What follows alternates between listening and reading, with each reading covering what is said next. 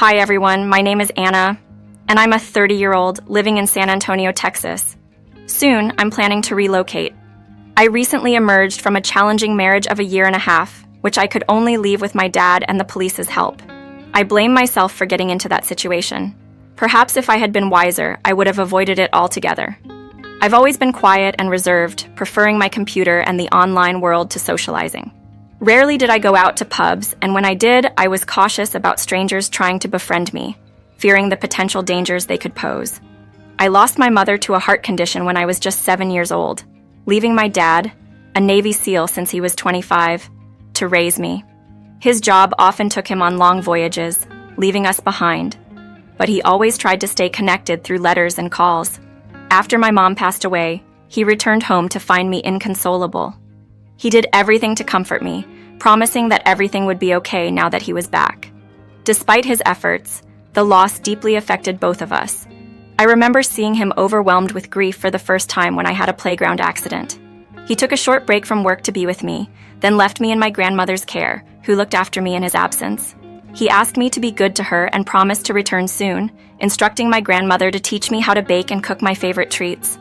I promised to learn and eagerly awaited his return, holding on to the memories of the care and lessons from both my dad and grandmother. When my dad had to leave again, he reassured me with a promise to try out the dishes I'd learned to make, igniting a small spark of excitement in me despite his departure. "I have to go now, my car is waiting. Take care of yourself, honey," he said. And then he was off, promising to return in about 7 months. True to his word, he would send me gifts and souvenirs from his travels, each one a little story of its own, making his presence felt despite the distance. I spent most of my time indoors, assisting my grandmother with her tasks, preferring the solitude of our home over the company of other children. As time went on, I found solace in my own company, with the internet becoming my window to the world beyond. My father eventually decided it was time for me to return to our family home. But my reluctance to engage with the world outside didn't wane. College felt like a burden, and social interactions drained me. Online, however, I thrived. The digital world allowed me to explore endless stories and connect with people on my terms, without the fear of judgment for my introverted nature. It was here, in this vast network of anonymous friends, that I found my tribe, individuals who understood the comfort of distance and the joy of shared interests. The internet for me became a global village, connecting me with people from all walks of life. Their diverse backgrounds and stories were endlessly fascinating, highlighting our shared humanity amidst our differences. It was a testament to the power of technology to bridge the widest of divides, to bring people together in ways previously unimaginable. In this digital expanse, I met Brian, a streamer, or so he introduced himself. Our friendship began with text before advancing to video calls, where we both chose to conceal our identities. I donned a Batman mask, while he opted for a scarf and beanie. "Hi, Anna. It's great to see you finally," he greeted. "Hello, Brian. Nice to meet you." "Virtually," I replied, the nerves evident in my voice. "Likewise. So, how are you doing today? Chat with many people?" he asked, his tone light and friendly. "I'm doing okay, just a bit nervous, to be honest," I admitted. "That's completely normal, but trust me, I don't bite. I'm as awkward as you are," he assured me, easing the tension. Our conversation flowed naturally from there, a mix of curiosity and shared awkwardness making it easier to open up. "Tell me more about yourself, Brian. How did you find yourself in this online world?" I asked, eager to learn more about the person behind the screen. Our dialogue, marked by mutual understanding and a shared sense of belonging, underscored the unique connections possible in the digital age, where even the most reserved can find a place and a voice.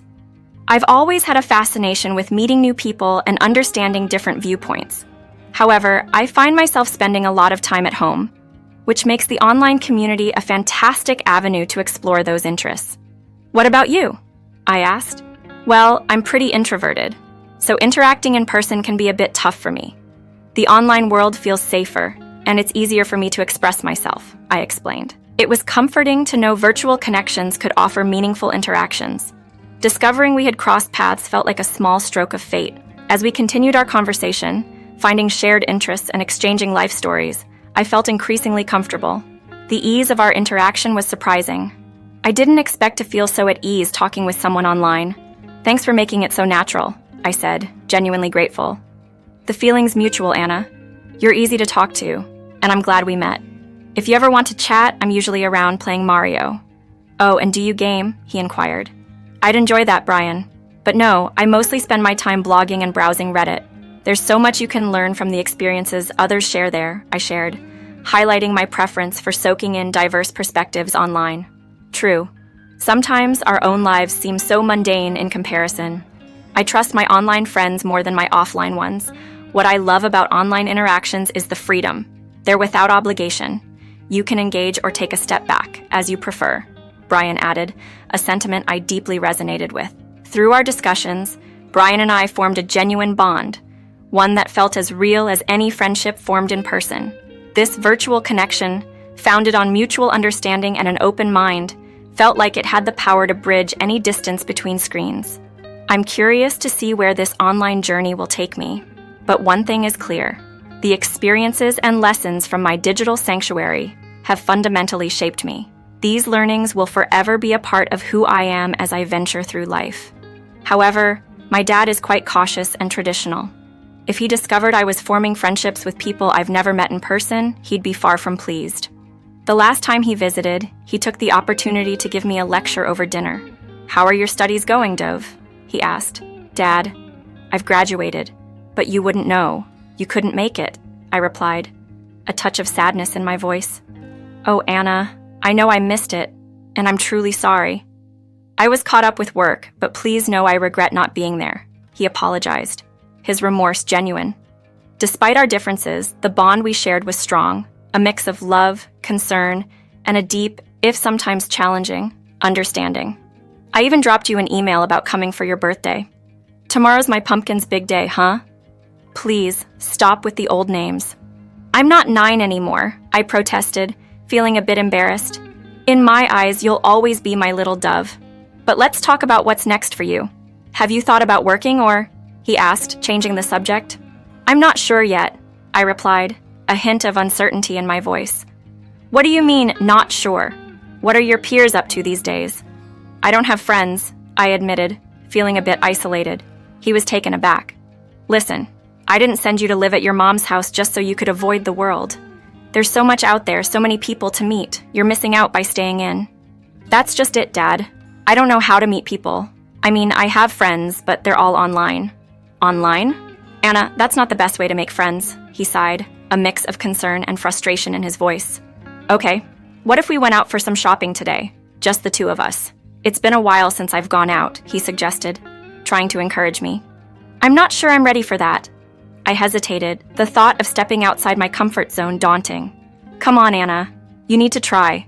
Staying cooped up isn't good for you. Ever since your mom Isabella passed, you've changed," he said, gently trying to push me forward. "Why bring Mom into this? What are you implying?" I snapped, feeling a sudden surge of anger. "I'm not implying anything, sweetheart. I'm just saying that we need to find ways to move forward," and encouraging me more and more to step outside my online world. Ever since I admitted to him how much of my life was spent online, I knew he'd struggle to understand. He believed that confining myself to my room was limiting my growth and experiences, urging me to venture beyond what was comfortable to me, a thought that filled me with anxiety. I shared my frustrations with Brian, hoping he'd grasp my situation. "Hey, Anna, would you like to meet up? We're both introverts, so we could find a quiet place, somewhere not crowded. I know just the spot," he suggested. The idea caught me off guard. "I'm not sure, it feels sudden. I need time to think about it," I replied, uncertain. "No pressure, take your time. Whenever you're ready, just let me know. Here's my address. You're always welcome," Brian responded, with patience and understanding. "Why are you so kind to me? I'm practically a stranger," I questioned, puzzled by his warmth. "Because I genuinely like you. I know it might sound odd coming from me, but I'd like to get to know you better. Whenever you feel the same, you know where to find me," he said, his sincerity striking a chord within me. Deciding to meet Brian was a monumental step for me. As I approached his home, my heart raced with a mix of excitement and nervousness.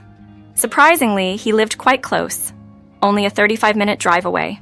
Taking a deep breath to muster my courage, I knocked on his well-worn wooden door, which creaked open to reveal Brian's welcoming smile.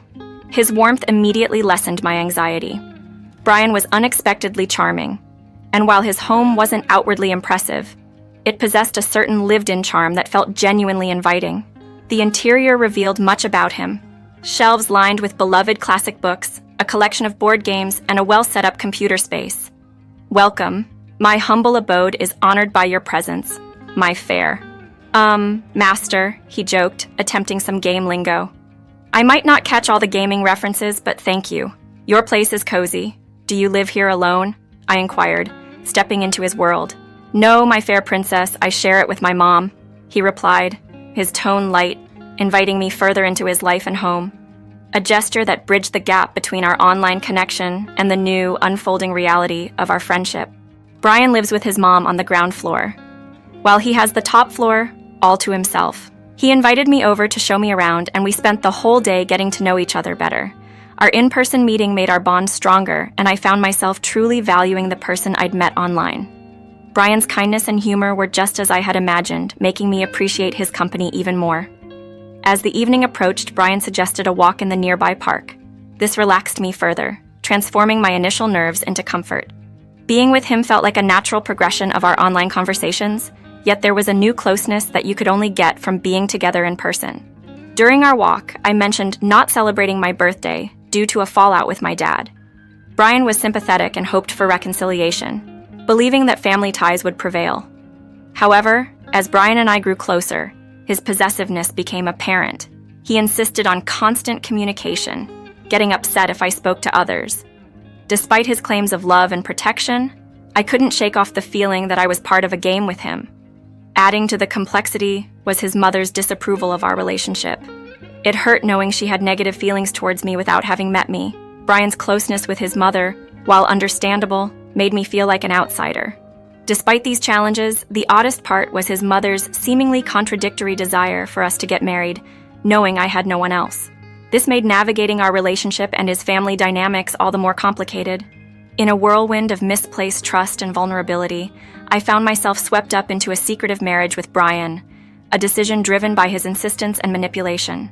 He painted a picture where my father's disapproval and lack of love were given, convincing me that only he truly cared for me.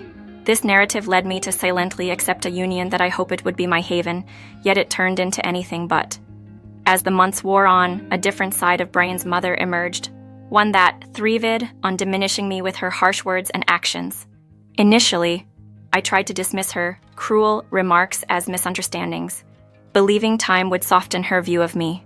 Unfortunately, her disdain only intensified, transforming her into an incessant source of emotional pain.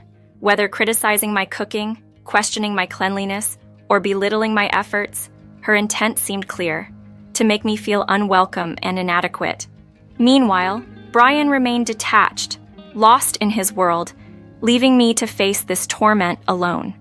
This isolation magnified my feelings of helplessness and self-blame. I questioned my strength, lamenting my inability to stand up for myself and missing the father I had pushed away in my confusion and pride. One particularly difficult day, already weakened by illness, I sought solace in sleep, only to be cruelly awakened by a splash of cold water. Brian's mother stood over me, her disdain palpable, scolding me for resting instead of tending to chores. Her slap was a shocking wake-up call, pushing me to a breaking point. At that moment, something within me snapped. I refused to bear the brunt of her cruelty any longer. My outburst, "I am not doing anything for you or your son anymore. I've had enough," marked a turning point. I declared my refusal to be demeaned and disrespected, a cry for dignity from the depths of despair. This realization that I deserved better was a first step toward reclaiming my sense of self, even amidst the wreckage of my choices. Just as I was about to leave, I felt a sudden, sharp pain at the back of my head and everything went dark. When I regained consciousness, I found myself in a dimly lit room, illuminated only by a single bulb hanging in the center. My head throbbed with pain, and when I tried to stand, my legs gave way, sending me crashing to the floor again. Confusion and pain overwhelmed me as I wondered about my whereabouts. Faint, muffled sounds reached my ears, growing louder as they neared. Desperate for any sign of where I was, I crawled towards the noise until I reached a metal door with a small window. Using the door for support, I managed to pull myself up to my feet, just as the latch clicked open. To my horror, Brian stood there, a grin plastered on his face. "Is my wife scared of the dark?" he taunted, clearly enjoying my fear. I pleaded with him, begging to be let out, insisting that this cruel joke had gone too far. But my pleas fell on deaf ears as he coldly informed me that this was my punishment for defying his mother.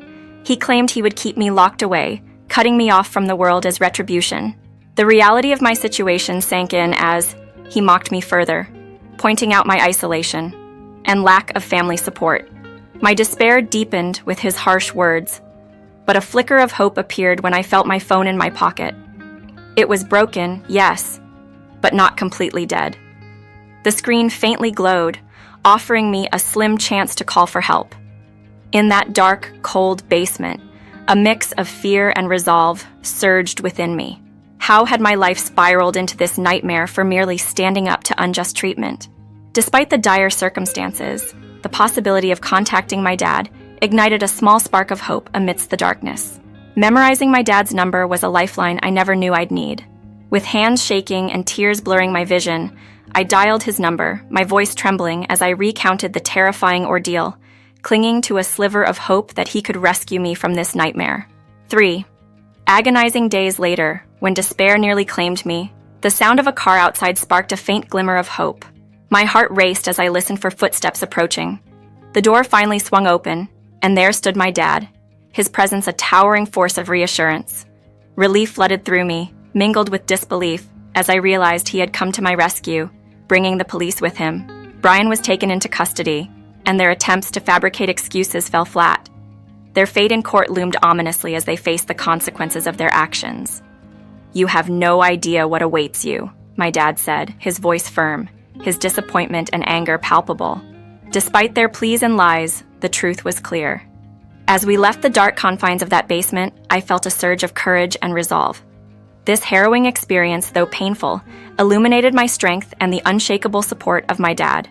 Resolved to reclaim my autonomy and voice, I vowed to stand tall against any future adversities. The decision to move to Jacksonville with my dad marked a fresh start, leaving behind the shadows of Texas. This ordeal also imprinted a valuable lesson on my heart: to be cautious of online connections and the reality behind screens. A chapter closed on this grim tale, but ahead lay the promise of healing and empowerment, with my dad's steadfast support lighting the way.